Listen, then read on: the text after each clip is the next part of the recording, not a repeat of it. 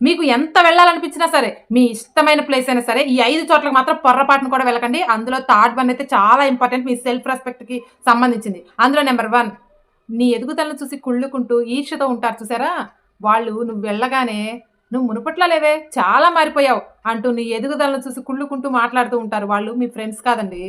ఎప్పుడెప్పుడు అవకాశం దొరుకుతుందా మిమ్మల్ని కాటేద్దామని చూసేటటువంటి విషపాములు లాంటి వాళ్ళు. అలాంటి వాళ్ళ దగ్గరికి పొర్రపాటున కూడా వెళ్ళకండి. నంబర్ 2 ఏ ఇంటి పిల్లలైతే మీకు రెస్పెక్ట్ ఇవ్వరో ఆ ఇంట్లోకి పొర్రపాటున కూడా అడుగు పెట్టకండి. ఎందుకంటే ఆ పిల్లల ముందు ఆ పెద్దవాళ్ళు మీ గురించి తక్కువగా చులకనగా చేసి మాట్లాడుండొచ్చు. అందుకే పిల్లలు అలా మాట్లాడుతున్నారు. మీ ముందు నటిస్తున్నారు అంతే. ఇక నంబర్ 3 ఏ డైనింగ్ టేబుల్ అయితే, ఎక్కడైతే మీకు అవమానం జరిగిందో అలాంటి చోట మీరు పొర్రపాటున కూడా భోజనం చేయకండి. ఎందుకంటే మీకు తిండి కన్నా సెల్ఫ్ రెస్పెక్ట్ చాలా ముఖ్యం.